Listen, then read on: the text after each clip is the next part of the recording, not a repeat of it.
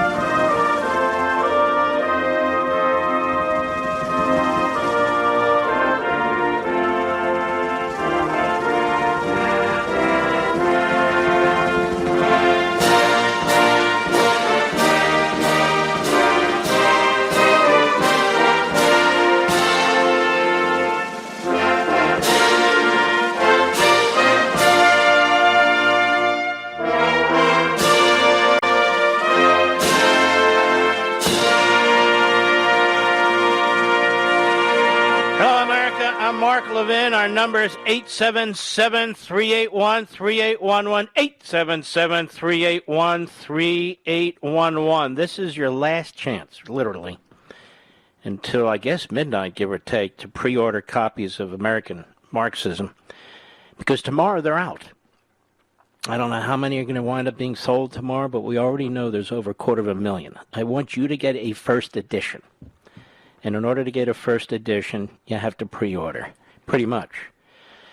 And then you can give them to your kids and your grandkids and other people, because we're going to spend some time on this. It's too important just to look at my book and move along here. And you can see how it sort of insinuates itself in so many things that are going on here. Look at Cuba. Look at what's going on in Cuba. Now, Cuba is supposed to be one of these utopias where everybody's equal. Everybody's taken care of by the government. Everybody gets something for free. The people are starving. There is no health care. There's no medicine. There's a reason why Bernie Sanders has for so long and so many years applauded Cuba. There's a reason why AOC and Bush and Tlaib and Omar and Presley and the others are not denouncing Cuba. It's because they're American Marxists. It's because they agree with what Cuba's doing. You see, equality in hell is still hell. And look at the two societies. People willing to put their lives on the line to escape that country, that island country, any way they possibly can. And people trying to get into America any way they possibly can. That juxtaposition should be enough to explain the difference between liberty and tyranny, between capitalism and Marxism. But apparently it's not. Apparently it's not. And, of course, what the Cuban government has done now is they've cut down the internet. They've shut down the internet. They banned people from the internet. Just like what? Just like who? Just like our big tech. People who run big tech, the radical Democrats, do the same thing. People want liberty in the end. Sometimes they don't realize it when they have it. Liberty permeates our society. People are free to destroy the society or attack other people in this country to undermine the rule of law. We've never quite figured out, because it's impossible to figure out, the catch-22, you see, where liberty gives liberty to people to destroy liberty. It's an odd thing. It's a puzzle. Free to destroy. Jim Psaki at the White House briefing today on the Cuba protests. And you see there, when you protest, you can be murdered. You can wind up on a list. You can be thrown in prison. There is no due process. Here, when you protest, and I mean arson, looting, and so forth, mostly peaceful, of course, you are celebrated. Cut 2, go. Jen, just to follow up on Cuba, can you give us a sense of where the president's policy review on Cuba is right now? Do you anticipate making any changes, as Jonathan asked, and where do you see it going from here? Well, I will say first, and I meant to say this in response to Jonathan, but there's every indication that yesterday's protests were spontaneous expressions of people who are exhausted with the Cuban government's economic mismanagement and repression. Wow, economic mismanagement and repression. That's a bad combo, wouldn't you say, Mr. Producer? Economic mismanagement and repression. Interesting. Interesting. We'll keep that in mind. Go ahead. These are protests inspired by the harsh reality of everyday life in Cuba, not people in another country. I'm saying that because I think there have been a range of accusations out there. Well, I'm not sure what she means. Doesn't really matter what she means. But the harsh reality of people living in Cuba under those circumstances is what happens when you destroy the civil society, when you reject capitalism, when you reject constitutionalism, separation of powers, and all the protections our brilliant framers put in place presciently to ensure that we wouldn't wind up like a Cuba or a China or a Russia and the rest of it. Part of the problem we have in this country is, of course, a significant problem is the media. The media in our country are filled with low IQ individuals, individuals who haven't experienced much about life, individuals who live in a bubble, and individuals who despise the country. Every single one of these American Marxist movements spawned from Marxism. They endorse, they support every single one. They don't challenge any of them. Whether it's critical race theory or the degrowth movement dressed up as climate change, whether it's open borders, the transgender movement of all things, yes. They endorse every single one of them. Portia Siegelbaum, CBS News producer on CBS This Morning, let's blame Trump for the crisis in Cuba. Hat tip newsbusters, cut 3, go. On Cuban television, Diaz-Canel blamed the protest on the U.S. and its trade embargo for a severe impact on Cuba's recent economic downturn. The Trump administration passed many more regulations, many more sanctions against it, which basically has cut off all income coming into Cuba. Now that New Yorker is a CBS News producer. Go ahead. Siegelbaum is a CBS News producer based in Cuba. I think the Biden administration, he at least said at the beginning he was going to review this policy and make changes, but nothing has happened. It's really perplexing, isn't it? She doesn't blame the Marxist, brutal, vile system in Cuba. Of course, they're free to get whatever they want from other countries, pretty much. We have a trade embargo, you see. That doesn't stop the communist Chinese or the fascistic Russians. How about they change the repressive government? CBS News producer. Never even enters her head. It's not even worth discussing. The American trade embargo. So it's America's fault, you see. It's America's fault. It's appalling. And then, of course, you have people who are trying to make a parallel argument between our country and Republicans in Cuba. Well, let me tell you something, ladies and gentlemen. Cuba, communist China, these communist regimes are the logical consequence of destroying individualism, liberty, a real, serious, academic-related education where there's academic freedom and free speech, the centralization of power, the centralization of economic decisions. I don't know how many more examples we need of inhumanity, impoverishment, police states that are linked to Marxism than we have now and have had in the past. And how groups like Black Lives Matter, simply because they wrap themselves in race, or Antifa or others, get away with building support among Americans' quote-unquote elites in the media, in entertainment, in basketball, and on and on and on. This is the consequence of this ideology. This is it. And so this is another learning moment for us, we the American people, when we see what's going on in Cuba. And the people are trying to rise up, and now the country's dark again. We can't see what's going on in there.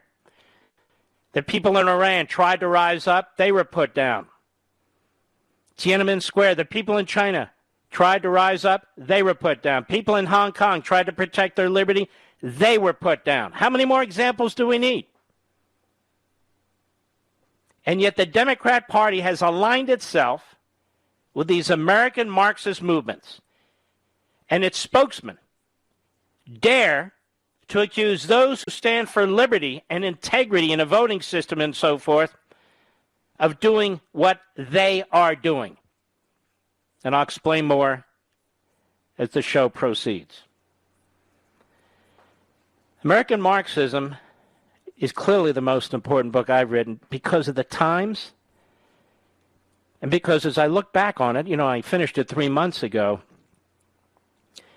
it's relatable to almost everything that's going on in this country and throughout the world. It is impossible, even 1 hour on Sean Hannity's show on Friday night, and he's very, very gracious to do that for me, and these other programs that I've been on. Fox and Friends Sunday, wonderful, wonderful hosts.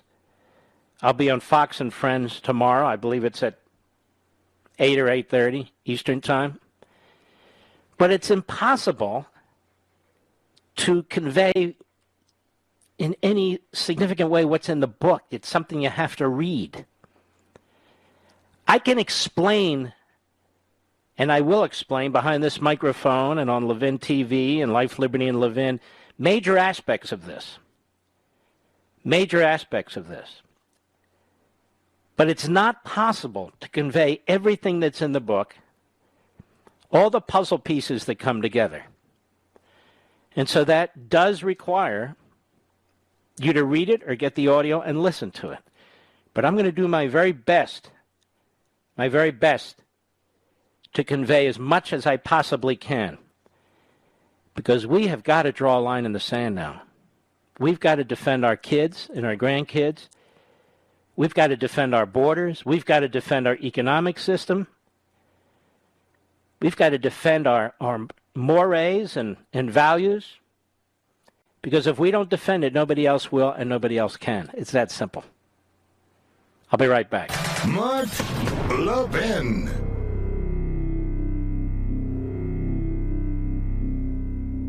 I know you love freedom. Now, how do I know that? Because you listen to my show. And my show and everything I do is about preserving freedom and the form of government that secures it for us. It's the same with Hillsdale College, one of the very best truly liberal arts colleges in the nation. Hillsdale's committed to pursuing truth and defending liberty. Hillsdale teaches students to defend freedom no matter what they major in. Hillsdale teaches them how to defend liberty. And they do that for you, too, through their free monthly digest of constitutional thought called Imprimis. 5.7 million Americans receive Imprimis for free every month. And you can subscribe for free at levinforhillsdale.com. No strings attached. Generous donors who want to preserve freedom for future generations make it possible for Hillsdale to send Imprimis to you free every month. Start receiving Imprimis to learn how to defend the freedom you love. Visit levinforhillsdale.com. That's Levin for Hillsdale.com.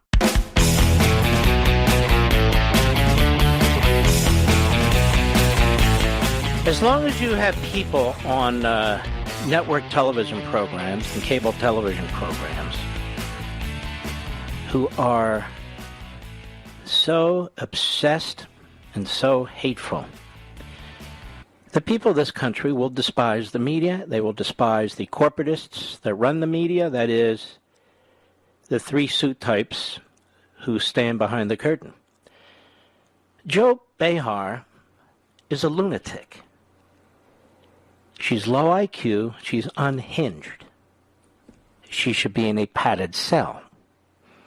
She failed at radio, and yet she's so outrageous and so provocative, she's on this network show called The View. And of course, on The View, one tries to outstupid the next. But I think it's fair to say Joe Behar is the queen of stupid, or the birthing person of stupid. Can I say that, Mr. Producer? So here she is on The View today, and I say, this contributes to the demise of this society. Cut 5, go. You know, I despise a dictatorship. I despise authoritarianism. And I do not want the people... First of all, as you're splattering with your spittle all over the place, you do not despise dictatorship or despise authoritarianism. If it's dressed up in Bernie Sanders or AOC or dressed up as a Democrat, you'll be marching behind them, playing a drum. Go ahead. Suffer under that repressive regime. I do believe that the blockades need to be lifted so that the people don't suffer. You see, the blockades need to be lifted so the people don't suffer. That's the problem. Our blockades. Our blockades are the problem. I heard Nikki Haley earlier today say, when it comes to medicine and that sort of thing, we don't prevent that getting into Cuba. And the people are tired of the failure of their healthcare system. Because Bernie Sanders-type Obamacare is a failure. It doesn't work under any system. Go ahead. Food down there. It's outrageous. And, you know... What's outrageous? We're preventing food from getting to Cuba? We're not preventing food from getting to Cuba. Go ahead. This is why I rail against voters' rights in this country, because it is a slippery slope to a dictatorship when people can't vote. And we have to watch our own democracy very carefully right now. You are such a buffoon. People can't vote in this country? If we take the numbers that have been presented to us, more people voted than ever before in American history.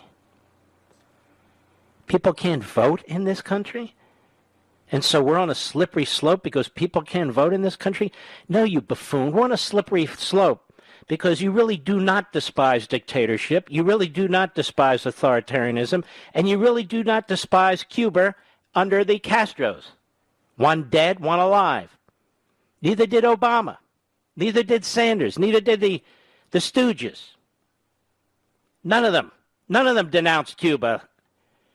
But it's America's fault, ladies and gentlemen. Even more than that, it's Donald Trump's fault. Of course, every president, Republican and Democrat, up to Barack Obama, has seen Cuba to be the police state, communist state that it is. But Joy Behar on The View, no, you don't understand. It's our fault and it's Trump's fault. That's why somebody like this should get the hook. I'll be right back.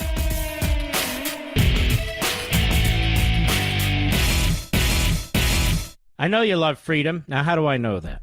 Because you listen to my show. And my show and everything I do is about preserving freedom and the form of government that secures it for us. It's the same with Hillsdale College, one of the very best truly liberal arts colleges in the nation. Hillsdale's committed to pursuing truth and defending liberty. Hillsdale teaches students to defend freedom no matter what they major in. Hillsdale teaches them how to defend liberty. And they do that for you, too, through their free monthly digest of constitutional thought called Imprimis. 5.7 million Americans receive Imprimis for free every month. And you can subscribe for free at levinforhillsdale.com. No strings attached. Generous donors who want to preserve freedom for future generations make it possible for Hillsdale to send Imprimis to you free every month. Start receiving Imprimis to learn how to defend the freedom you love. Visit Levin for Hillsdale.com. That's Levin for Hillsdale.com. The new American Revolution starts here. The Mark Levin Show. Call in at 877-381-3811. We're going to wait until the book comes out tomorrow to really dig in, but I also am going to spend a little bit of time on the final chapter. There's only 7 chapters in this book, and it's the longest book I've written. But we're going to dig into that chapter a little bit because that's the chapter We Choose Liberty and some of the things that we can do to claw our way out of the abyss. Because I know some of you are chomping at the bit on that. The reason for the other chapters, of course, is so we know exactly what we're dealing with. So when we institute these various strategies and tactics, they're instituted in a very smart way, and we pick them for a purpose. That's how you win political battles, that's how you win military battles, and that's how you win cultural battles. Otherwise, you're swinging wildly. We don't want to swing wildly.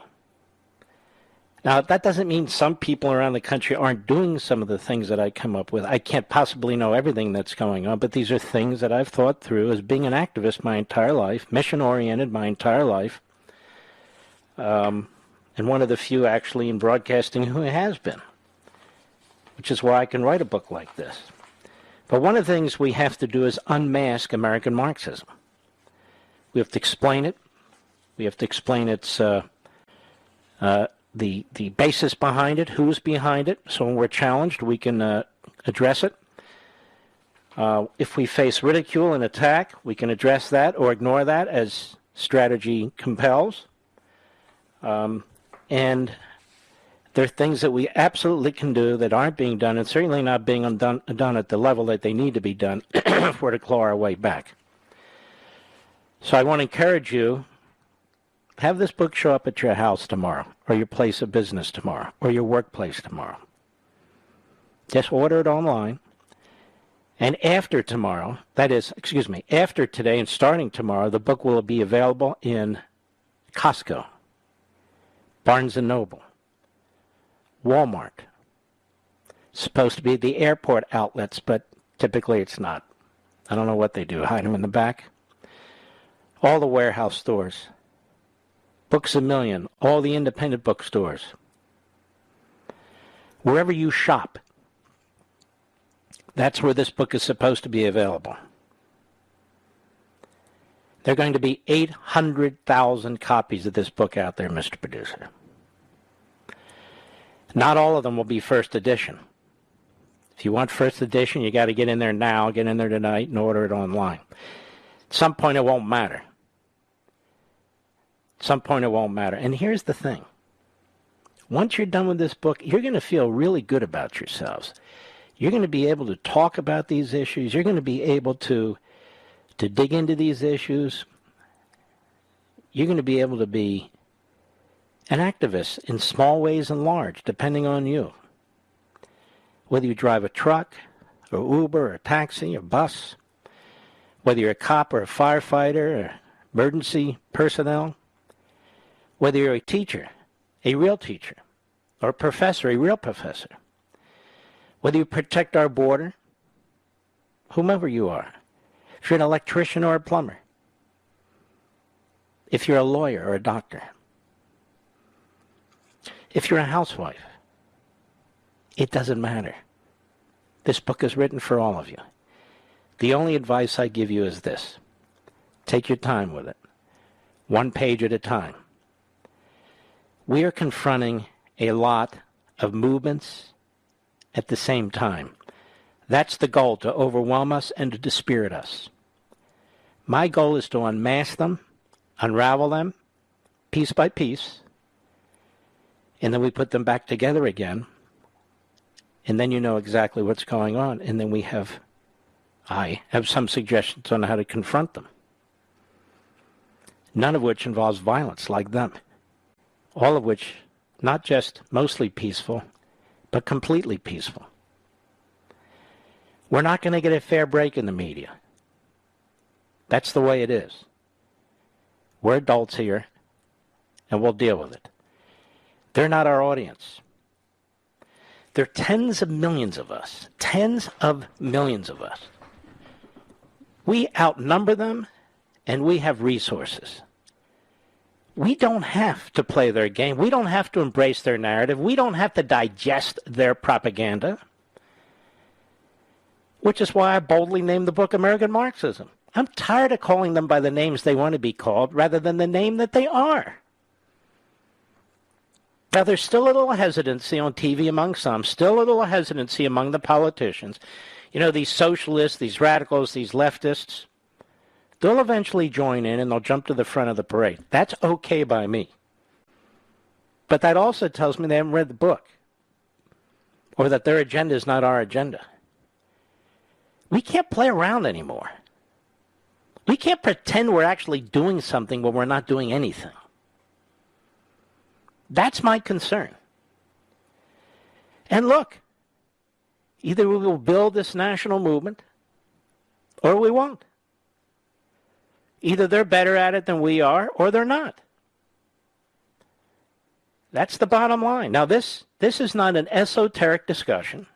This is not theoretical. It's not an abstraction. It's here. It's here. You've seen it in the classrooms with the kids. But that's not the only place. It's in the workplace. You can't even go to Disneyland or Disney World without seeing what's taking place. You can't even watch TV anymore, even the History Channel or A&E or Discovery, without propaganda pouring into your house through the television. It's ridiculous. You can't even watch sporting events without these dim-witted athletes, not all, but too damn many of them, regurgitating this stuff. And they're broadcasters for the most part. So, unless we arm ourselves with knowledge, unless we arm ourselves with strategies and tactics, unless we understand what we're up against, we will fail. We will fail. I'm not suggesting you read 25 books or 125 books or hundreds and hundreds of books like I've had to do. Just one. Hopefully your libraries will carry the book. That way those of you who can't afford it can get to the library and purchase it. I have my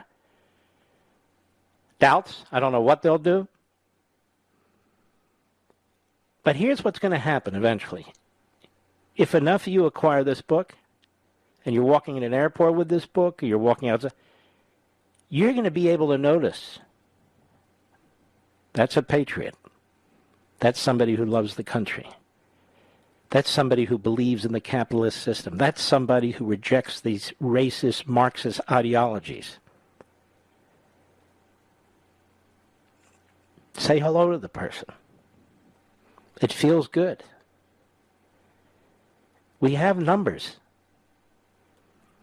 You'll notice this revolution that they're pushing. There's no groundswell for this. The great mass of the American people aren't rising up and demanding the end to their economic system. The great mass of the American people aren't rising up calling 65% of the American people racists. The great mass of the American people aren't rising up rejecting a colorblind society and Martin Luther King for Louis Farrakhan and the Marxists. The great masses of society aren't rising up and say, yes, we should shrink our economy and limit our ability to create wealth and opportunity, especially for our children and grandchildren. The great masses aren't supporting that. The great masses aren't saying, yes, please indoctrinate my kid in college. Please indoctrinate them at some phenomenal expense, some confiscatory amount, so when they come out of college, we don't even get along as a family anymore? Well, who's doing this? Turn on television. You can't even watch these Sunday shows. They're all full of crap, vast majority of them, by Democrat operatives pretending to be journalists. And journalism. Don't let that static get in your head. Stop reading the New York Times and the Washington Post. Stop listening to these people. They're crackpots. They're demagogues. They're propagandists.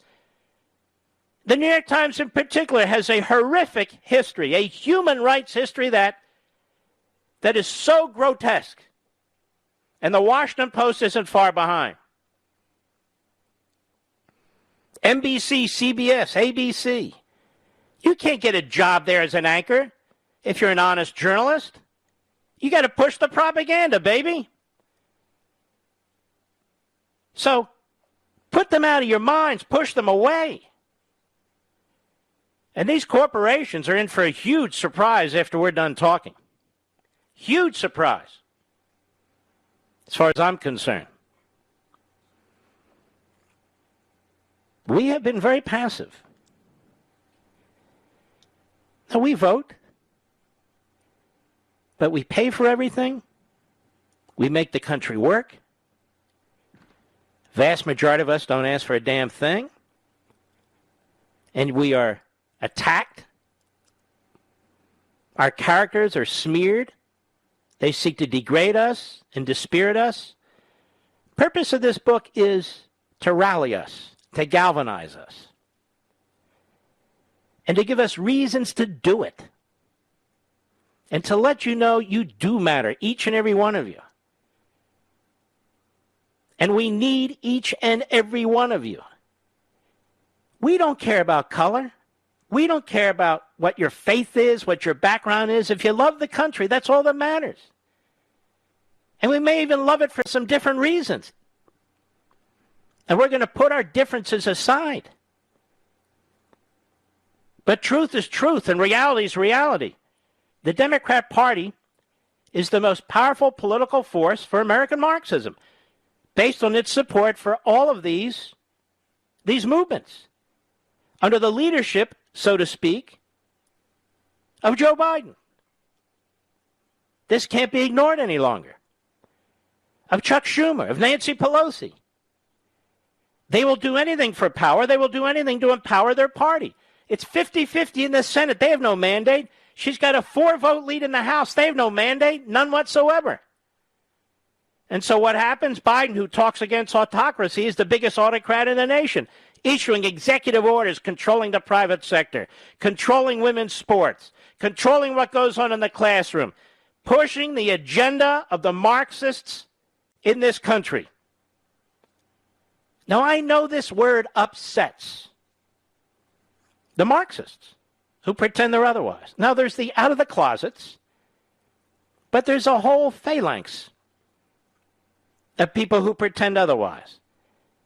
They largely embrace the Marxist economic system. I don't mean they say in every respect, grab the property. No. I said it's an Americanized form. There was a time when the media were honest about this, back in 1989, and I pointed out in the book in the second chapter. An entire column written about how Marxism is far more acceptable in colleges and universities, back in 1989, because they've broken themselves into these various pieces for feminism, for immigration, for this, that, and the other. It's exactly what they've done. So we're not going to put up with censorship. We're not going to put up with intimidation. We're not going to put up with bald-faced lying, which tries to sugarcoat this stuff. And the only way we're going to win this battle is to be honest with ourselves and honest with others about what's taking place in this country. You want to talk about insurrection? Look at the NEA and the AFT, how they've taken over our classrooms, how they've taken over textbooks, how they've taken over the entire learning process from us. We pay for everything. We have no say. That's got to stop. We don't even have access to information. That's got to stop. Our universities and colleges are killing us with these tenured Marxists and radicals. Well, how does that happen? We need to find out. And who's paying for that? We are. We know so little about universities and colleges. We know so little about the NEA and the AFT and what they're doing to our classrooms and our kids. That's got to change. And much more. I'll be right back. Mark Levin.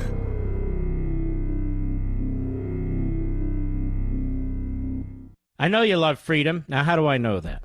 Because you listen to my show. And my show and everything I do is about preserving freedom and the form of government that secures it for us. It's the same with Hillsdale College, one of the very best truly liberal arts colleges in the nation. Hillsdale's committed to pursuing truth and defending liberty. Hillsdale teaches students to defend freedom no matter what they major in. Hillsdale teaches them how to defend liberty. And they do that for you, too, through their free monthly digest of constitutional thought called Imprimis. 5.7 million Americans receive Imprimis for free every month. And you can subscribe for free at levinforhillsdale.com. No strings attached. Generous donors who want to preserve freedom for future generations make it possible for Hillsdale to send Imprimis to you free every month. Start receiving Imprimis to learn how to defend the freedom you love. Visit levinforhillsdale.com. That's Levin for Hillsdale.com.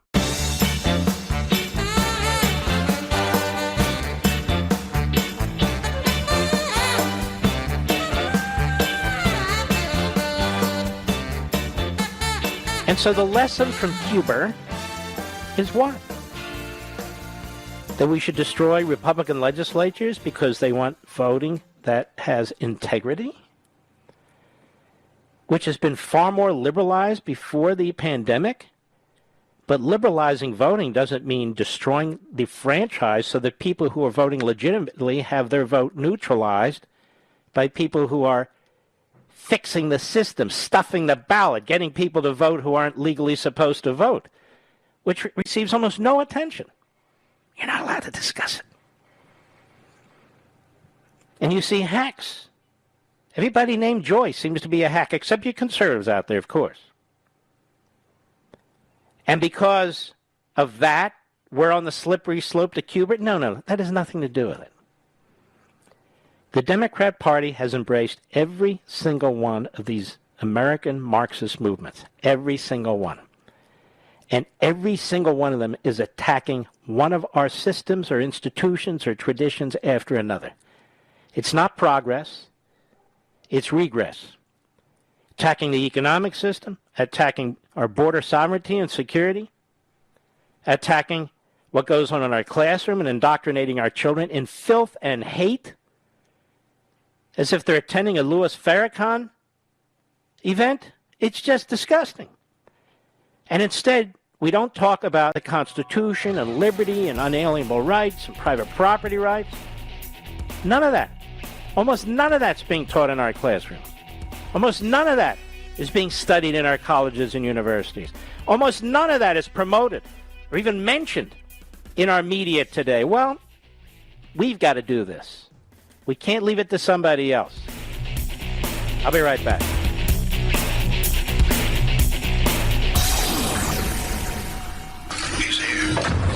He's here. Now, broadcasting from the underground command post, deep in the bowels of a hidden bunker, somewhere under the brick and steel of a nondescript building, we've once again made contact with our leader, Mark Levin. Hello, America. I'm Mark Levin. Our number is 877-381-3811, 877-381-3811. Mr. Call Screener tells me some of you are already getting your books. You got them today. Well, I'm glad. Very glad. Now, what is social movement theory? It's widely taught in our colleges and universities, you know. What is collective identity? Collective beliefs, collective consciousness. That's taught widely in our colleges and universities, too. What is oppositional protest? Or combat ready? Or activism that includes violence? That's taught in our universities and colleges, too. The dehumanization of the individual. That's taught, too. And this is what I talk about in the first chapter and much more. About how you breed mobs. How you breed Black Lives Matter. How you breed Antifa. How you breed monument attackers and book burners and all the rest, because that's what's happening. You didn't breed them.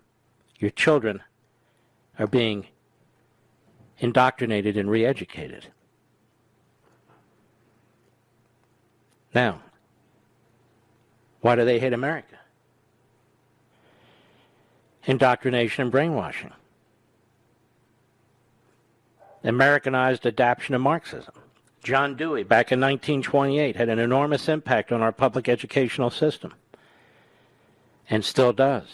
Was a big fan of Stalin's educational system, and Stalin's educational system was obviously state-run propaganda.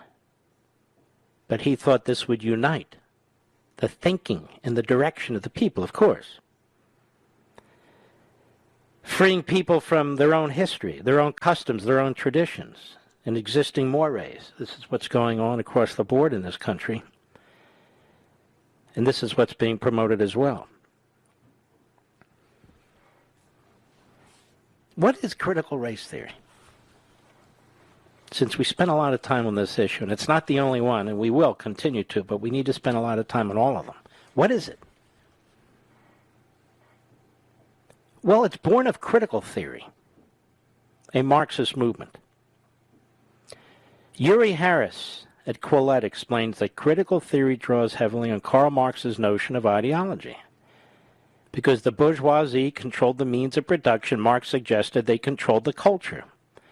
So the laws, beliefs, and morality of society reflected the interests of the bourgeoisie.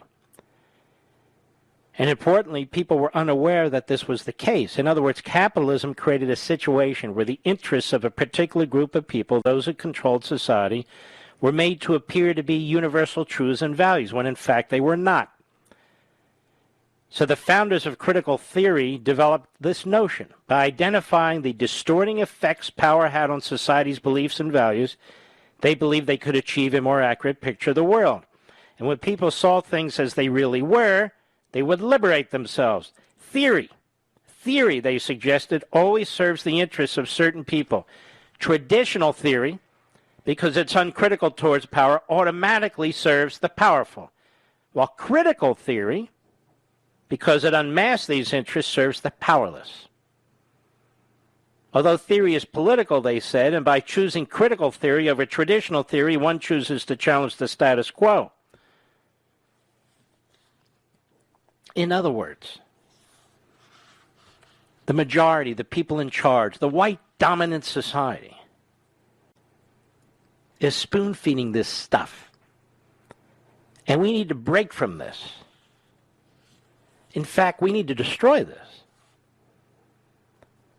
Herbert Marcuse, you'll remember that name, I think, by the time we're done, is credited with hatching the critical theory ideology, from which the racial, gender, and other critical theory-based movements were launched in America. He was a German-born Hegelian Marxist ideologue of the Franklin School of Political Theorists.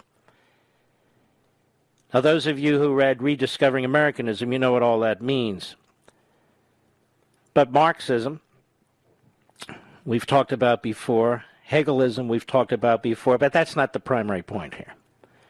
Marcuse is best known for attempting to explain why the so-called workers or proletariat in the United States and elsewhere have not risen up to overthrow the capitalist system of the ruling class, the bourgeoisie.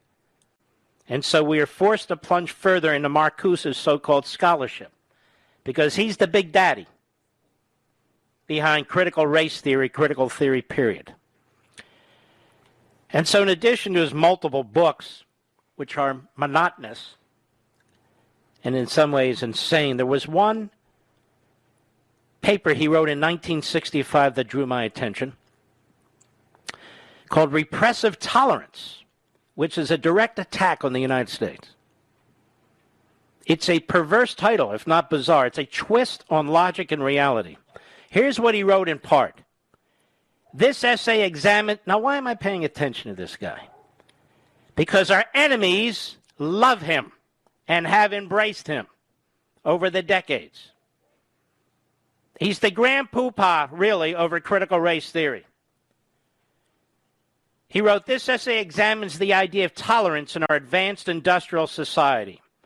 The conclusion reached is that the realization of the objective of tolerance would call for intolerance towards prevailing policies, attitudes, opinions, and the extension of tolerance to politics. In other words, what he's saying is that, they talk about tolerance, but they don't tolerate, communists, Marxists, neo-Marxists. He says, in other words, today tolerance appears again as what it was in its origins at the beginning of the modern period, a partisan goal, a subversive, liberating notion and practice. Wait a minute, tolerance is subversive? Conversely, what is proclaimed and practiced as tolerance today is in many of its most effective manifestations serving the cause of oppression. In other words, a tolerant society is a head fake. Stick with me on this. It's a head fake. It's only tolerant to a point, you see. If you seek to overthrow it or fundamentally alter it, it's no longer tolerant. So it's not really tolerant at all, he says. And as I explained so far, Marcuse, tolerance is actually a ploy instituted by the powerful and conniving forces of the bourgeois against the unsuspecting proletariat, in which the masses are duped and programmed to support their oppressors. So tolerance is used to suppress the people. Is that not insanity, Mr. Producer? And this crap is eaten up, chewed up. He went on, tolerance is an end in itself. He's trying to undermine what is a tolerant, beneficent society by saying the whole point of American tolerance and beneficence is to enshrine its hate, to enshrine its racism, to enshrine its imperialism. He says tolerance is an end in itself. The elimination of violence, the reduction of suppression to the extent required for protecting men and animals from cruelty and aggression are preconditions for the creation of a humane society. Such a society does not yet exist, of course. Progress toward it, perhaps more than before, arrested by violence and suppression. He goes on and on. So the public is non-Marxist or non-revolutionary because they're senseless. They don't realize that they are oppressed, and their existence is at the service of the rich and the powerful who control the society. Now, this would later be projected upon or extended to minorities, people of color, who do not throw in with the Marxist rebellion, who do not throw in with the likes of Black Lives Matter or Antifa or equivalent organizations. There's something wrong with them. They've been snookered. They've been sucked into this white dominant society through diversity and tolerance. But if you step out, you try and overthrow it, you try and fundamentally change it, then you'll see how intolerant it is. Now, listen to how insane that is. But this is the stuff that's in the heads of the leaders of Black Lives Matter. And there's much more here. I'm not going to read the whole book because he's reading the book. I'm just explaining it. So if you're a tolerant society, if you're a beneficent society, if you're an open society, that's all a trick. Now think of how bizarre this is. Because if you're the opposite, of course, you're a Marxist or fascistic or some kind of totalitarian society. But the American society is a society that embraces, a society that is civil. That's what we are. Look around the world. Look at Cuba right now and so forth. But for Marcuse, trying to figure out a way to tear it down, he said, see how intolerant they are of us, we radicals?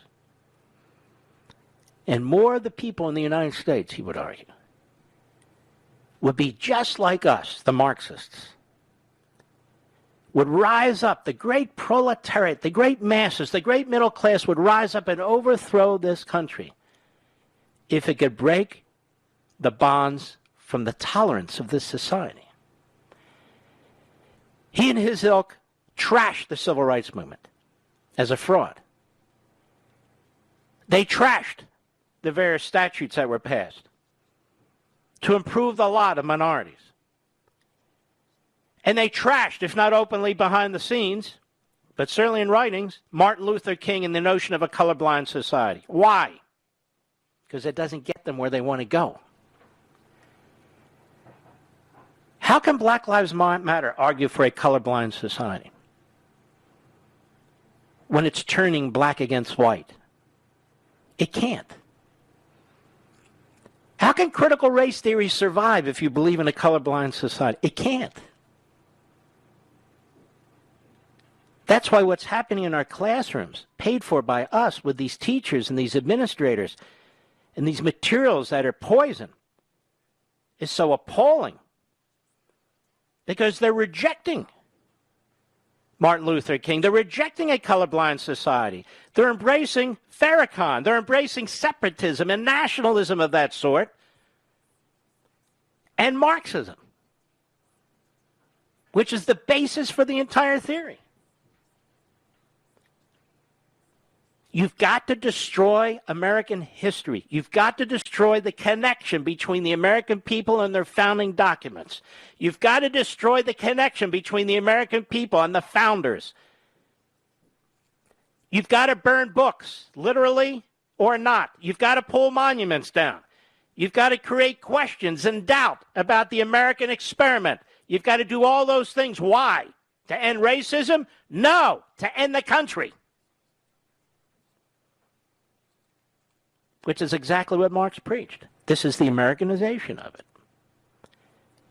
Now, it's not just in the area of race, it's in other areas too, which I explain in the book and will explain in the days and weeks ahead. You parents who are protesting critical race theory, you're correct. But it's not just these vicious, poisonous lies about race. It's not just the attempt to wrap scholarship around Louis Farrakhan's bigotry and racism, or to wrap scholarship around the Marxist agenda. This is why it's important to read the information in here. So you're not, if you're accused, oh, you're just running around saying Martin. No, I'm running around saying the truth and telling the truth. And you're the liars, and you're the censors, and you're the propagandists. That's why we don't care what Joy Reid says. She's a liar. We don't care what Jake Tapper says. He's a liar. We don't care what the same media that tried to destroy the Trump supporters and Trump, but more than that, the same media day in and day out who lie to us, and they know they lie to us, who push their agenda, who push their social activism, if you will, and so forth and so on. And how do we know we do that? I wrote an entire book on that, on freedom of the press. But I put a fine point on it and added information to it in an additional chapter in American Marxism. Because they have to be addressed as part of the issue here, because they are. I'm looking this up now. And that chapter is called Propaganda, Censorship, and Subversion. Is that not mostly what our media do today? Not all, but too much. Propaganda, censorship, and subversion. Well, where does that come from? You'll learn all that too. I'll be right back. Mark Levin.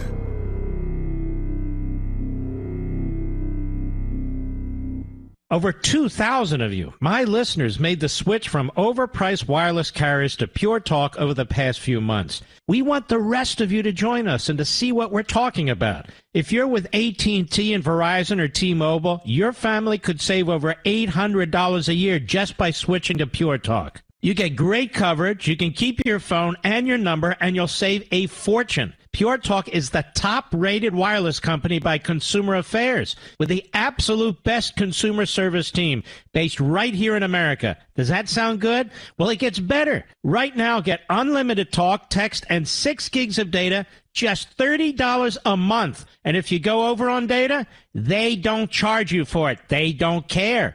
Go to puretalkusa.com and enter promo code Levin Podcast. Again, puretalkusa.com, promo code Levin, Levin Podcast. And when you do, you'll save 50% off your first month. That's puretalkusa.com, promo code Levin Podcast. Pure Talk USA, simply smarter wireless.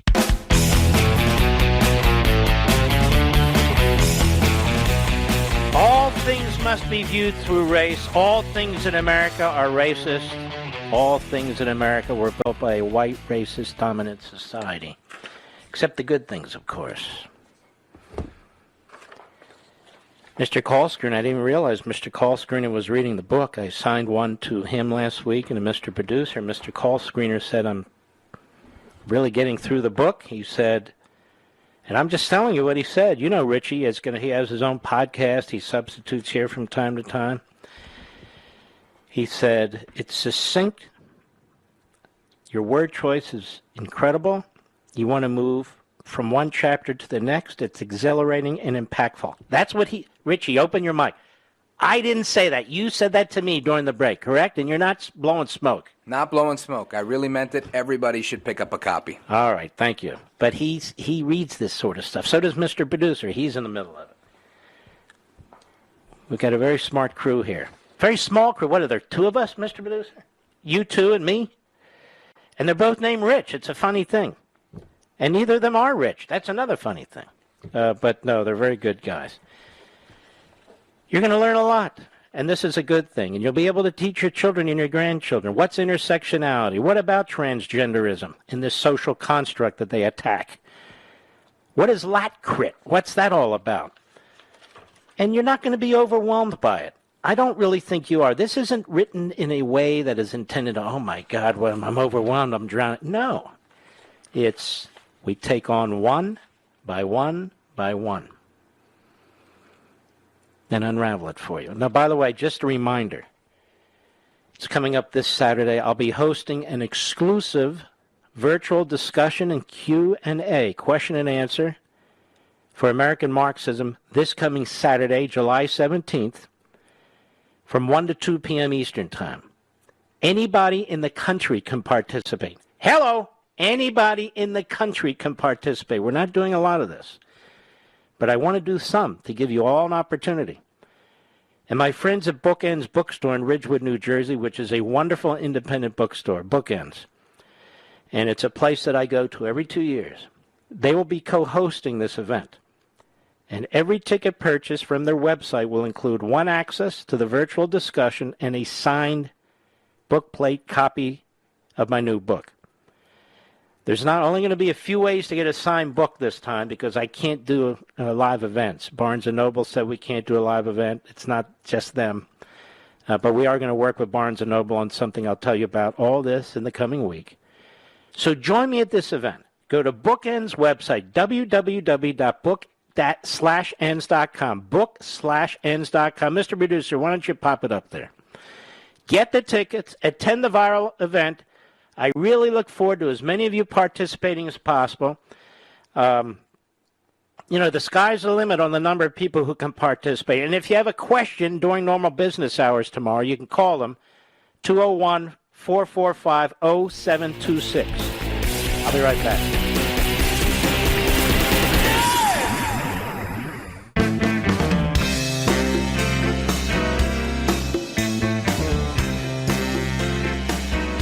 Driving the media mad. Mark Levin, call in with your outrage. 877-381-3811. Ladies and gentlemen, there's something very big that's going on in this country. There's something very big going on in this country, and you're part of it. I'll just give you an example. Liberty and Tyranny was the biggest selling book on principled conservatism in decades. In the first week, all sales, including pre-sales, including everything, 117,000. The pre-orders for American Marxism, before they're on sale in a single retail store, is almost 260,000. Now that should drive the attention. That should draw the attention of the establishment in Washington, D.C. That should draw the attention of Republicans in Washington, D.C. That should draw the attention of Democrats in Washington, D.C. That should draw the attention of the media. And all of them, for different reasons, should be saying, holy mackerel. or something like that. What I'm trying to say is liberty and tyranny wound up in the hands of 1.5 million people. I have no idea what American Marxism will do. Liberty and tyranny had long legs. It lasted a long time. But it came out simultaneous with the Tea Party movement. We don't have that kind of national coalesced movement yet. But my personal mission and an effort here is that we do exactly that we have a national effort and mission here. And by the end of this week, I'll explain what I have in mind. But when you think about this, don't think you're alone. Or if you're in Loudoun County or some other county, don't think you're alone. Or if you're a teacher or professor and you're upset about what's going on with all these radicals pushing that, don't think you're alone. If you're an entrepreneur and you feel like you're being overwhelmed, you're not alone. Whatever walk of life you're from, whether you went to college or didn't go to college, whether you work with your hands or work with your brain, it doesn't matter. People are upset about what's taking place in this country. People didn't think this could take place in this country, but it is. But it is. Ideas have power. Books have power. Words have power. And that's what we're about here. That's what you're about. You can listen to anything else you want. You can watch TV. You can eat your dinner. You don't need to be paying any attention to me. And yet you do. I'm here almost 20 years. 6 to 9 p.m. Eastern. 3 to 6 p.m. Pacific. Every night, weeknight, 5 days a week. And you're here. You're here for a reason. Not to hear me regurgitate what everybody said earlier today or last night or whatever. I wouldn't even know what to regurgitate since I don't hear most of it. But this is our national town hall meeting. This is where we meet. Something is happening. Something big is afoot. I believe it. I could be wrong. I hope I'm not wrong. But I think I'm right. And I think that's great. I think it's fantastic if it holds. We have teachers' unions, 2 teacher unions essentially in this country. They're political operations for the Democrat Party and these radical Marxist movements. They're right in the middle of it. Landmark Legal Foundation, headed by our great president, Pete Hutchison. And I was president there for a while. Now I'm chairman, but he and our buddies there do the heavy lifting. We have filed Internal Revenue Service complaints against the NEA because it has a very nebulous line between its nonprofit aspects and its union aspects. The reason why there will never be school choice if the Democrats have their way is because this union is central to their power and their domination. Central to their power and domination on the national scene, central to their power and domination in every inner city in this country. They don't give a damn about these little black kids and brown kids and so forth and so on. If they did, they would allow competition, but they reject it. And there are ways to address them, and we need to address the NEA and the AFT. They have declared war against us, parents and grandparents. They've declared war against our kids. They're carrying the ball for critical race theory and all the other critical theories. You know, we have to bust up these big corporations. We hear about this all the time, but the antitrust laws specifically exclude unions. This is the worst union. These 2 unions are the worst unions on the face of the planet. The worst on the face of the planet. Corporations in America, they don't believe in capitalism. They don't believe in competition. They're willing to do and pay whatever they have to do and pay for protection. It's now protection racket. They've thrown in with the Democrat Party because they think the Democrat Party is going to control our government and politics for decades to come. So they've thrown in with them. And the radicalization that is the Democrat Party. There are things we can do that we don't do, that we'll be talking about. Things that we can do that we do not do that we'll be talking about.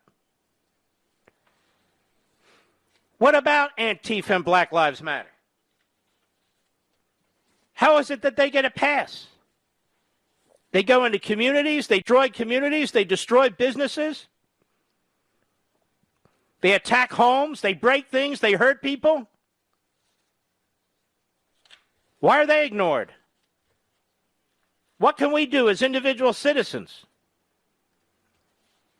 Well, I'm going to give you a taste of it. Give you a little taste. We citizens, as I write, way in the back, 274. We need not wait for government at all levels to act. There are private civil lawsuits that can be filed against these organizations and individual writers, depending on each state's statutes, that strike at the finances of these groups and individuals and hopefully help compensate victims for their damages. Possible legal actions, causes of actions, might include intentional infliction of emotional distress, tortious interference with contracts, trespass to land and chattels, and conversion of property. State and federal civil RICO lawsuits are possibilities in the most excessive cases, especially with the same organization showing up at the scene of violent riots. The IRS can be asked, complaints can be filed to investigate the financial issues related to organizations like Black Lives Matter. And there's more. We're not without power. We can strike them at their financial center. Individual citizens. And there's more that we can do. And there are things we can do about colleges and universities. And there are things we can do about the NEA and the AFT. And there are things we can do about corporations.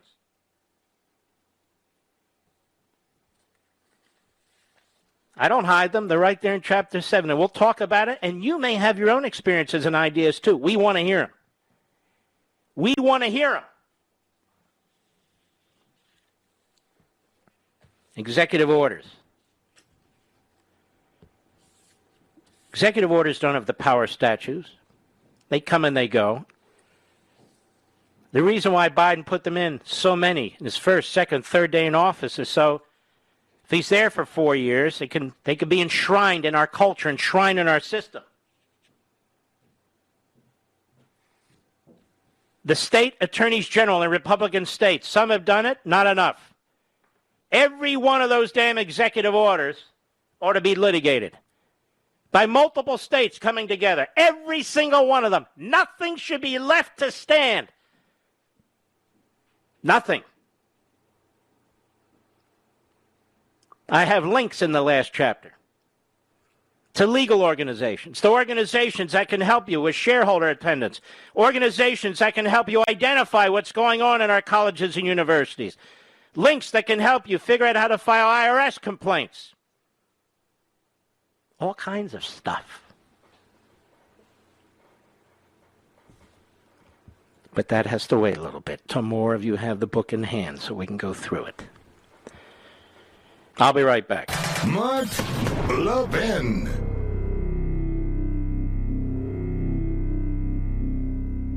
Over 2,000 of you, my listeners, made the switch from overpriced wireless carriers to Pure Talk over the past few months. We want the rest of you to join us and to see what we're talking about. If you're with AT&T and Verizon or T-Mobile, your family could save over $800 a year just by switching to Pure Talk. You get great coverage, you can keep your phone and your number, and you'll save a fortune. Pure Talk is the top-rated wireless company by Consumer Affairs with the absolute best consumer service team based right here in America. Does that sound good? Well, it gets better. Right now, get unlimited talk, text, and 6 gigs of data, just $30 a month. And if you go over on data, they don't charge you for it. They don't care. Go to puretalkusa.com and enter promo code Levin Podcast. Again, puretalkusa.com, promo code Levin, Levin Podcast. And when you do, you'll save 50% off your first month. That's puretalkusa.com, promo code Levin Podcast. Pure Talk USA, simply smarter wireless.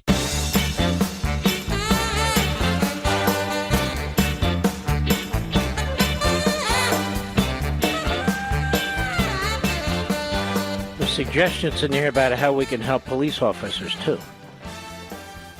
There's a lot of suggestions. And not just throwing things against the wall. Links, sources, and so forth and so on. This is a very different kind of book. It's a very, very unique kind of book. And so we shall see what we shall see. And I'll tell you now, one of the things that I talk about in the last chapter here, that we choose liberty, or as my wife calls it, the pushback chapter, is we should also, as a general matter, and in specific tactical circumstances, use tactics of the left. You heard me talk about this many months ago, even before I concluded the book, that we should BDS, that is, boycott, divest, sanction, certain sporting events or sporting leagues, certain corporations, certain colleges and universities, and I mean that. On the other hand, we should strongly support, as a group, others. Remember the Goya situation, when they came under attack and everybody rallied for that company and should have? There's also Alinsky tactics. We have got to take our mittens off and put our brass knuckles on. And I don't mean that literally, because we don't preach violence here. I mean it figuratively. We ought to stop rolling over. Alinsky tactics. Target, whether it's an individual, company, entity, whatever it is. Personalize. And expose.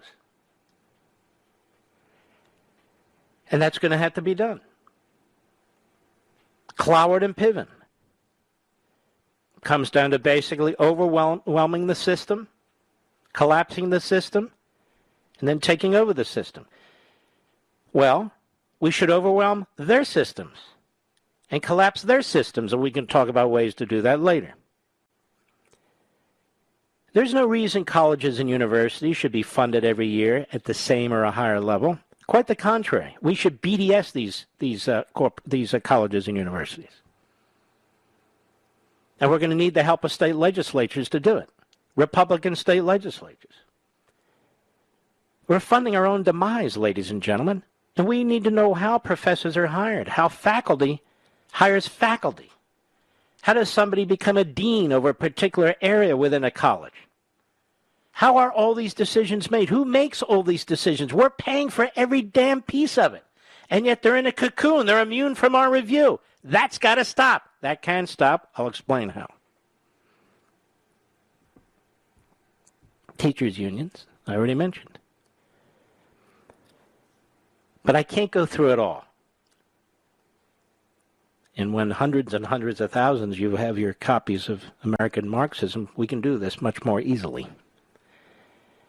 And that begins tomorrow.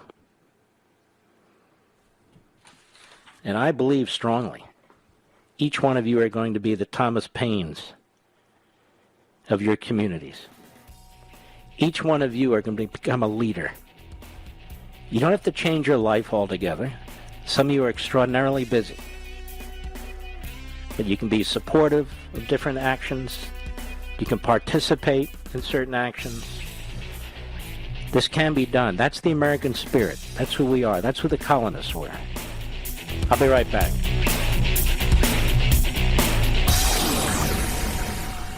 Ladies and gentlemen, this final hour of the podcast is sponsored exclusively by AMAC, the Association of Mature American Citizens. Now over 2 million conservative members strong, AMAC believes in and stands up for the values that we care about: faith, family, and freedom. Thank you for listening, and please support AMAC. And you can become a member at amac.us/join.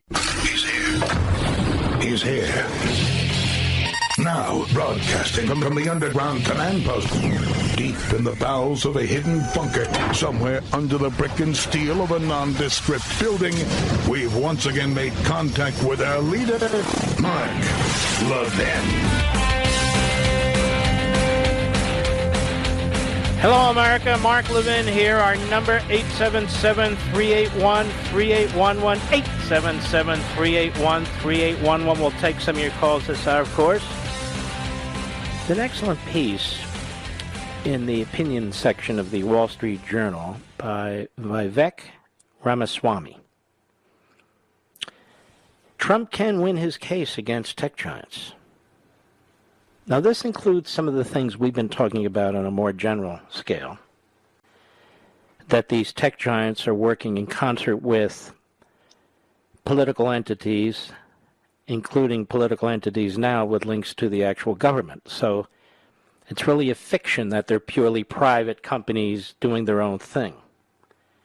They're private companies doing their own thing with and at the behest of a Democrat Party, and the Democrat Party is, of course, involved in sending Democrats into governmental positions.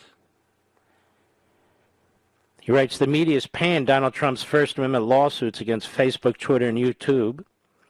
Mr. Trump's complaint omits important precedents, facts, and claims for relief, but there's a strong case to be made that social media censorship violates the Constitution, he says.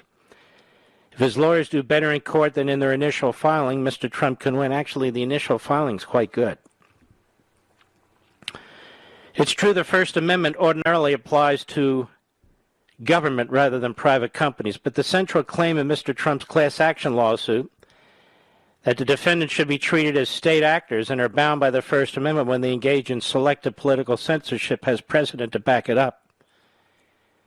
Their censorship constitutes state action because the government granted them immunity from legal liability, threatened to punish them if they allowed disfavored speech, and colluded with them in choosing targets for censorship.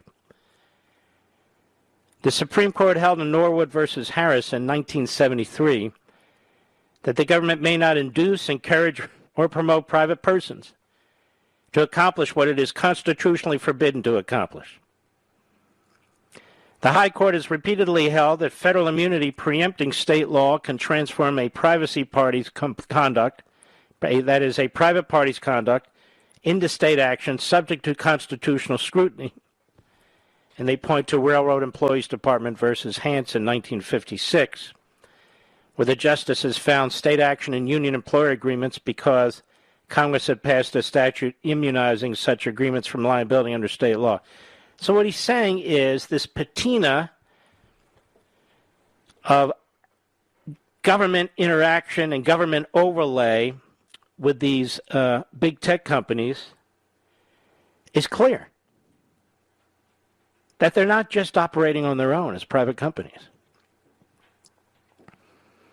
It says the growing body of evidence suggests that social media companies have voluntarily worked with Democratic officials to censor content of the latter, which is disfavored. In Brentwood Academy versus Tennessee Secondary School Athletic Association, a 2001 case, the High Court held that state action exists if the private party's conduct results from significant encouragement, either overt or covert, if the private party is a willful participant in joint activity. In other words, stooges.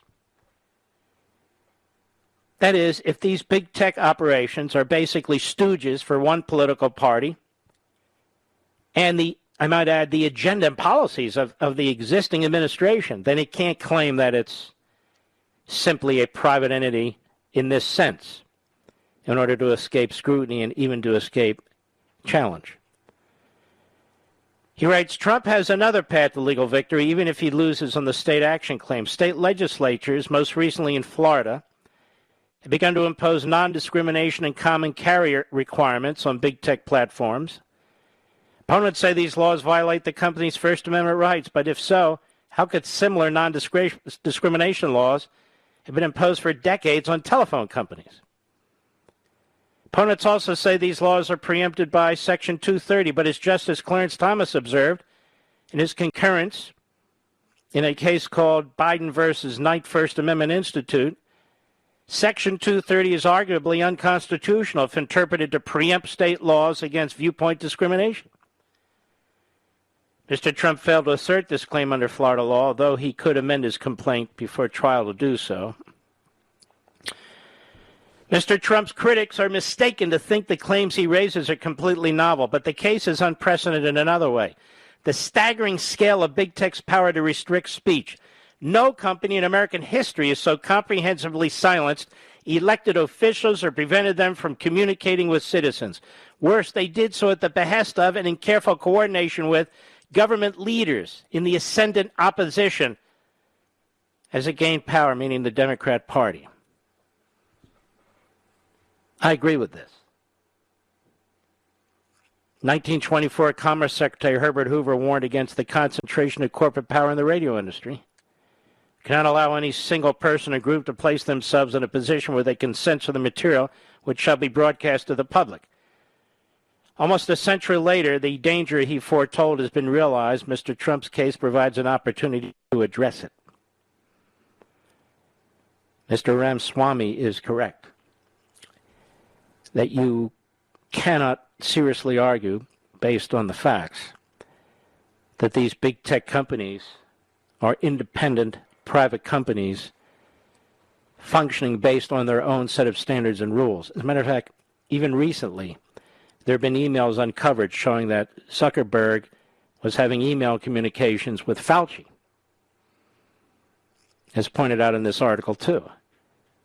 Zuckerberg is a public actor. Some $400 million he poured in the election process, washed it through organizations to promote these drop boxes in Democrat precincts in areas, as the president explained President Trump last night at CPAC. That is all true. So the case can be made. You get into federal court. They can withstand summary judgment, and they should, but these judges, I don't trust them. Then you can conduct a discovery, including depositions, including interrogatories, including document searches. And I assume that would mean email, as you can demonstrate some of Zuckerberg's emails already show evidence. And furthermore, as I said, he poured approximately $400 million into the last campaign and washed it through various nonprofit organizations. I suppose he even got a tax deduction for it. So these companies don't have clean hands. They're not just, oh, look at that, private companies out there doing their thing. No, they're private companies that in many ways are surrogates of the Democrat Party and now the current administration. And they have a lot of lawyers. The lawyers could have told them not to do it, but obviously the potentates that run these various companies want to do it. They are activists. And that's what they did. They wanted to affect the campaign, and they did. And they also now have reached far beyond that. Remember the censorship with the Hunter Biden story, where they even removed the nation's oldest newspaper, the New York Post. They removed their ability to communicate and post on those platforms. And anybody who disagreed with the going theory about this, that, or the other that came out of the Democrat Party or the Biden campaign and so forth, they were punished. And the idea that they can treat an ex-president like he doesn't exist when he has tens of millions of people who want to hear what he says and write and so forth and so on, while at the same time allowing Hamas, allowing the Islamo-Nazis in Iran, allowing China and others to post pretty much whatever they want. That further demonstrates what a fraud these companies are. So the Democrats are never going to take 230 away from them.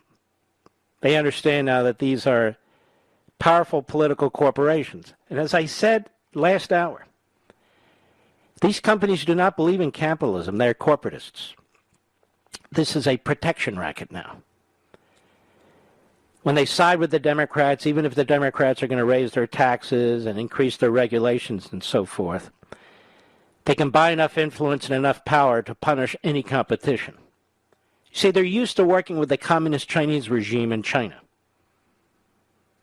Zuckerberg is, Bizarro is, that runs Twitter and so forth and so on. Google, no problem. Just like Nike, just like the NBA and all the rest. So it's easy to work with the Democrats.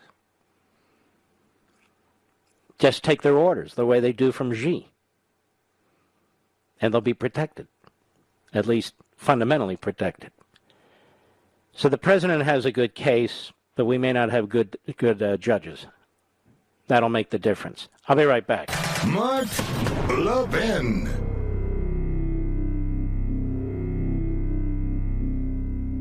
AMAC, the Association of Mature American Citizens, is one of the fastest growing organizations in America, now over 2 million conservative members strong, and I'm one of them. AMAC believes in and stands up for the values that we constitutional conservatives care about. More than talk, AMAC fights. A full-time presence in Washington, AMAC pushes back against reckless spending, disasters like Medicare for All, and the expanding reach of the federal government. And beyond advocacy, joining AMAC gives you access to a wealth of benefits and discounts, including special member-only rates on car insurance, travel discounts, cell phone plans, and a hell of a lot more. And if that's not enough, you'll get AMAC's bi-monthly magazine, full of insightful articles on issues that matter to most of us, we conservatives. As I said, I'm an AMAC member, and you should be too. Join today at amac.us. That's AMAC.us.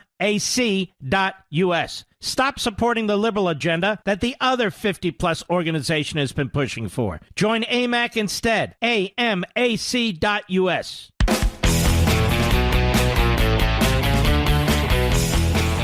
All right, let's take some calls here and see what you're thinking about, but I do need to mention this.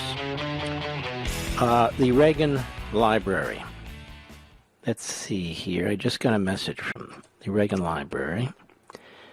Sold out for the main room, sold out for overflow. However, if you want a signed book, if you want to come in person and get a signed book, you're more than welcome to do so. What they do is, in order to get a guaranteed signature that day, you would need to pre-purchase the book through the Reagan Library so they can track it and make sure you're able to get in line and get the signature. So I want to encourage those of you, if that's something you're interested in doing. I don't get to California much anymore. You can go to reaganfoundation.org/Levin, reaganfoundation.org/Levin. And once the space is in line, they have a very fascinating formula, and it's very accurate for figuring out how many people can get in line to get their books signed based on the amount of time we have. And I'm going to be there 4 hours signing books. You can do that. I'd still love to meet you. So you would pre-purchase the book, and then you can get in line and get it personalized. There's not going to be a lot, get the signature is what I'm trying to say. It's not going to be a lot of opportunities for that due to how the various states are dealing with still the remnants of this virus. It's incredible. Everything should be open, but it's not. So it is at the Reagan Library. So you would need to pre-purchase the book through the Reagan Library, get your slot in line, and I want to encourage you to do it as fast as possible because as the other areas sold out, this will sell out too. reaganfoundation.org/Levin, reaganfoundation.org/Levin, where you can pre-purchase the book through the Reagan Library, get a guarantee, place in line, a guarantee signature. The more the merrier. I'd love to see as many of you as possible. I truly do. And we love the Reagan Library. Our buddy John Highbush is the best of the best. Melissa Giller's the best of the best. The whole team there. It's just one of my favorite places. And as you know, I campaigned for Reagan in 76 and 80. I served in his administration for 8 years. It really brings back memories there. And there's a bench there that I supported that has a plaque in honor of my parents as well. And, of course, the President and Mrs. Reagan are buried there. And you can make a whole day of it. those of you who are coming just to have your book signed. So one more time, if you're going to do it, you got to do it, because I'm telling you, this sells out too. And I'd love to see as many of you as possible. ReaganFoundation.org/Levin, ReaganFoundation.org/LEVIN, and you can sign up to pre-purchase the book. You'll have a guaranteed slot in line, a guarantee signing. I will guarantee I sign your book, and you'll still be there. The whole genre. It's just a wonderful, wonderful thing where all the patriots are together. I always look forward to this. All right, now we're going to take some calls as I move around here. Give me a second. I got to pull up the call screen, which I'm doing. All right, here we go. Let's go to Laura. Tallahassee, Florida, XM Satellite. Laura, how are you? Hi, good evening. How are you? Very well, thank you. Awesome. Thank you for everything you're doing. And I've already pre-ordered your book, so I'm really excited to read that. Thank you very much. Definitely convinced me, and I, of course, and I wanted to touch on a couple of things, if that's okay. Earlier, when you were talking with Sean on his show, he mentioned that communism and its manifestation is failure. And I have to disagree with that. I'm not sure where you stand on that. It's not a failure. It's intended. It does what it's intended to do, what it's meant to do. It's meant to create poverty. It's meant to create suffering, and all the rest of it. It's not. I think what he means in the context is what's preached through communism, or what Marx preached. He didn't preach terror and poverty and all the rest. They basically preach nirvana, paradise, that sort of thing, that which is not only impracticable but impossible, and I believe that's what Sean means. Also preached the breakdown of the human mind. And of course, in order to create a heaven on earth. The individual's the problem. The individual's in the way. Individual initiative, brain power, exceptionalism is a problem. So he's not defending Marxism, neither am I. The context is that that's not how they preach it. You'll never hear any of these people say, we're out to destroy individualism, we're out to impoverish people. They say the opposite. Anyway, what was your next point? So my next point was also the blockade, your comment on Joy, the buffoon, in your words, that she thinks the blockade is what's blocking, the ability for people to regain a sense of normalcy. Cuba is one of the most fertile countries in the world. They don't need blockades to be lifted to provide resources for their people. And if anything, this is a necessary tragedy because the Cuban people need to fight their fight. We cannot fight it for them. They need to wake up and realize... Well, now, wait a minute. I think the Cuban people have awakened. People don't just sit around and slavishly are just accepting their circumstances. They have been brutalized. They are imprisoned. They are monitored. Many have been killed. So to say the Cuban people have to wake up, I really think is not the right way to approach this. All right, Laura, thank you for your call. I very much appreciate it. We're going to move along here. Let us go to Jonah, Pittsburgh, Pennsylvania, on the Mark Levin app. How are you? Joanna, I'm sorry. Hi, That's okay, Mr. Levin. I'm excited, too. I'm getting my copy tomorrow. Thank you. I'm also looking forward to the virtual event, so I'm looking forward to that. But the reason why I'm calling is Cuba. And I was watching the images on television, and it fills me with gratitude because when you're looking at a people who are living in or facing true tyranny, true oppression, what is the flag that they're holding in their hand? They're holding the American flag because to them and to many places around the world, they look at it as a symbol of liberty and freedom, and that's what they're trying to attain. And then you look at what's going on here, and it breaks my heart and kills me because it's sickening. It's ingrates. It's something. People who are born in the heart of liberty, who can do whatever the hell they want to advance their lives, who take no personal responsibility for what they do, and they would burn our flag. They would pull down monuments, the good, the bad, and the ugly. They trash our founders. And you find whether it's Hong Kong or whether it's Cuba or anywhere else on the face of the earth, they look to America as that shining city on a hill, as President Reagan said, as a beacon, and they carry the American flag. You're 100% right. You know what, Joanna? Even though I don't have a book yet, I'll have it tomorrow. Let's give Joanna a signed copy of my book. Can we do that, Mr. Producer? Don't hang up, Joanna. We're going to get your address. And we'll be right back.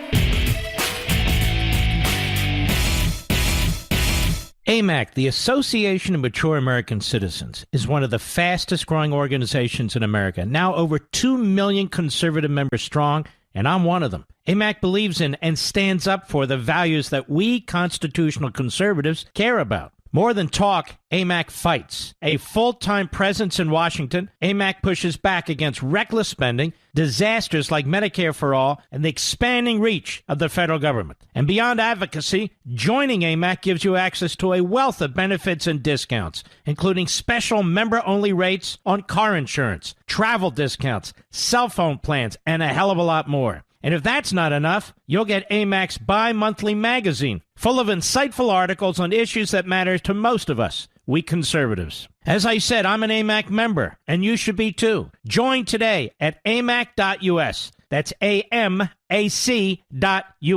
Stop supporting the liberal agenda that the other 50-plus organization has been pushing for. Join AMAC instead. AMAC.us.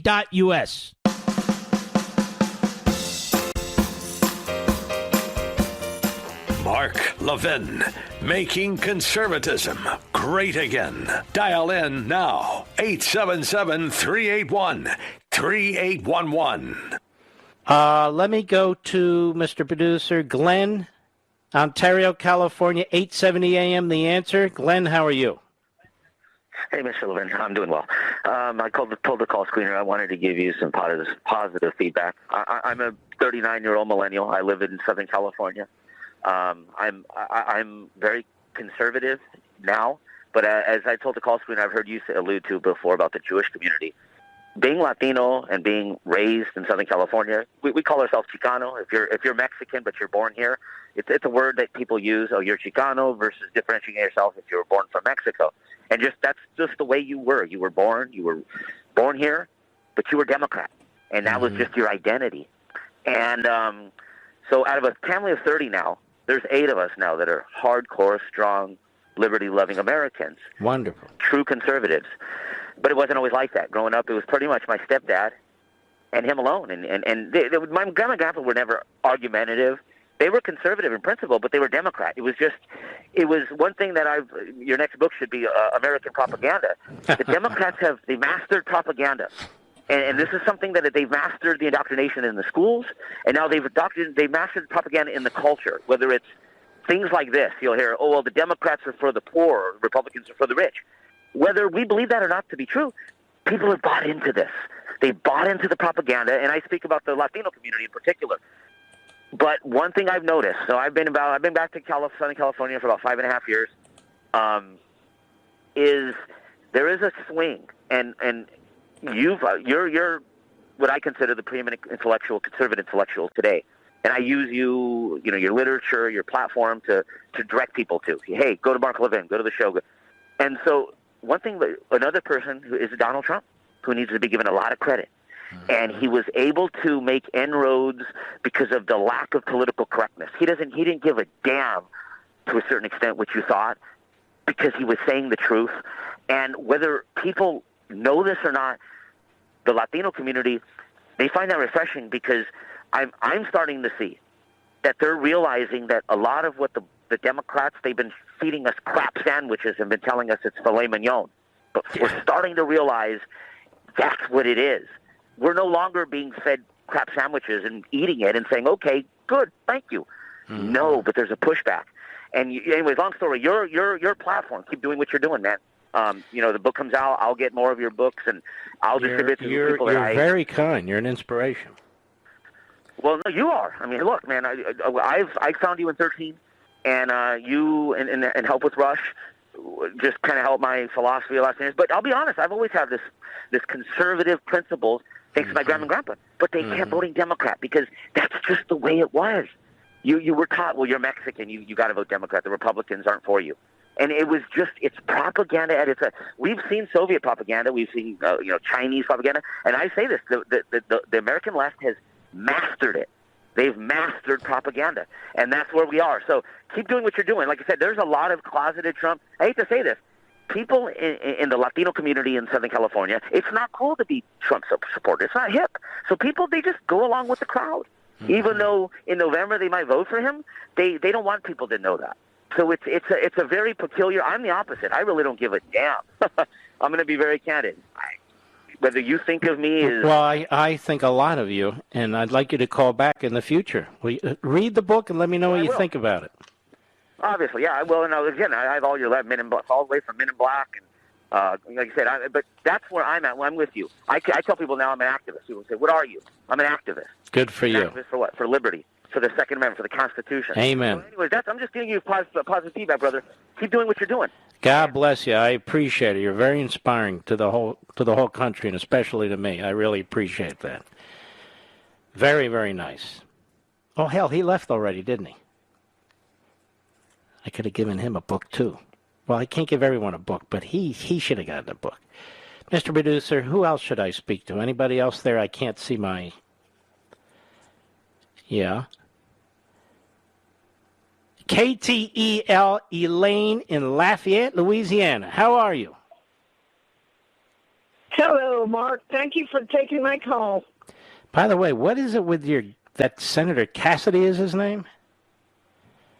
Oh, he's an idiot. Oh, he's a real rhino, that one. I like John Kennedy. He's pretty damn good. But Cassidy? Oh, my Lord. Go ahead. I'm sorry. Yes, I've been a lifelong Democrat. I voted for Obama twice. Yeah. Then I started listening to you and Rush and Sean, and I changed, and I voted for Trump twice. Wow. And I ordered your book. Aren't you a sweetheart? And I'm picking it up tomorrow. You're great. That's it? I want to thank you. Thank you very, very much. Remember, just take your time going through it, one page at a time. Now, some of these people they like to write in a lot of words, and they make up phrases and all. So I'll quote them, and then in the next paragraph, I'll explain what they're saying. You know what I mean? That's how I kind of wrote the book. So nobody should really get lost if you just take your time, one page at a time. Some people want to jump to the last chapter. You can do that too, where that's the ideas on how we push back. But and we're all going to be in this together. We're all going to talk about it together. So I want to thank you. Thank you very much, and thank you for voting the last 2 times the way that you did. There we go. Who's next, Mr. Producer? The great WBAP. Tim, Dallas, Texas. How are you, sir?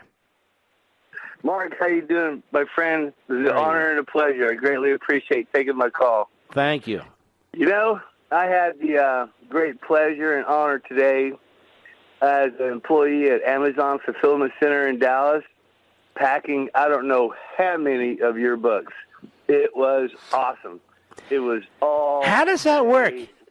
So, you have to pack them the day before or 2 days before in order to get them out? I mean, we got a lot of books ordered through Amazon, I'll tell you that. Oh, my gosh, I can tell you, my friend, when I first went in today, everything comes in these big yellow totes. They come off a conveyor belt. I pull them down. The first thing I saw was your books in there. There's other product in there, but this particular, my first one, probably had about 8 of your books in there. Yeah. So I packed all the other stuff first. They started packing yours. I made them real nice and put the cushion there so they won't bounce around the box.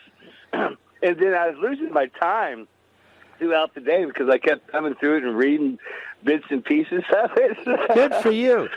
Don't get in trouble. Use a fake name. Oh, well, I know. But, yeah, it was great. I pulled down one tote, and there was 18 of them in there. Nothing but American Marxism books were in that tote. Now, that's a lot. What's a tote? Obviously, it's a box or something. Well, it's a plastic tote, that there's probably 5, 8, a million of these totes that are in the Amazon Fulfillment Center, and wow. Everything's inside a yellow tote that comes conveyor belt.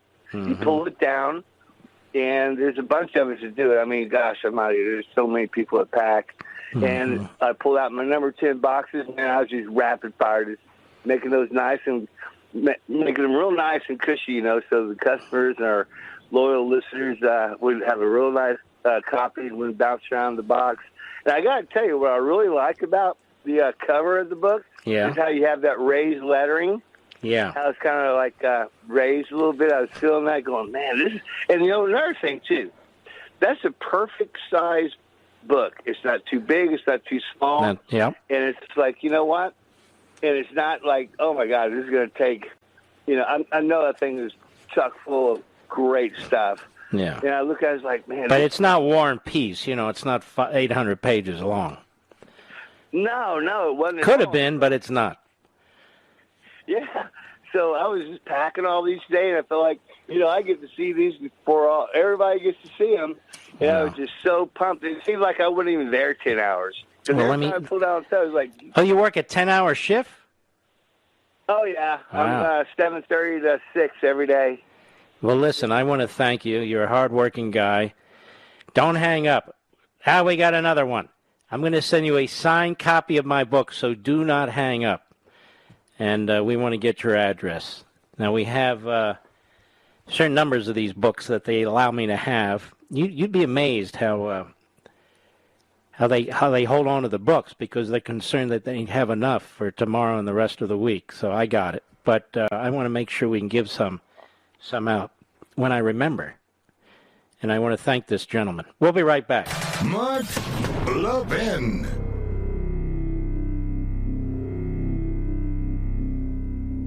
AMAC, the Association of Mature American Citizens, is one of the fastest growing organizations in America. Now over 2 million conservative members strong, and I'm one of them. AMAC believes in and stands up for the values that we constitutional conservatives care about. More than talk, AMAC fights. A full-time presence in Washington, AMAC pushes back against reckless spending, disasters like Medicare for All, and the expanding reach of the federal government. And beyond advocacy, joining AMAC gives you access to a wealth of benefits and discounts, including special member-only rates on car insurance, travel discounts, cell phone plans, and a hell of a lot more. And if that's not enough, you'll get AMAC's bi-monthly magazine, full of insightful articles on issues that matter to most of us, we conservatives. As I said, I'm an AMAC member, and you should be too. Join today at amac.us. That's AMAC.us.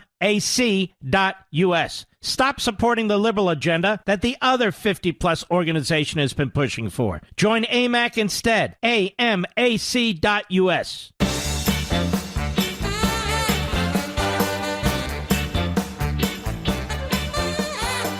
We have such great listeners. You people are fantastic. If we claw our way out of this, it's going to be thanks to you. The callers, listeners, just absolutely fantastic. I can't thank you enough. As I say, you're the people who are going to save this country. Have I told the audience about the fracture in my back, Mr. Producer? I don't think I have. I didn't tell you either? Well, from this accident I had, my back keeps bothering me. My lower right back. The lower left I had that disc thing, but the lower right. And in the accident I kept saying, Jesus, what the hell happened to my back? So we took an x-ray on Friday, and I have a fractured vertebrae at the L4, for those of you who care, L4. And that's the problem.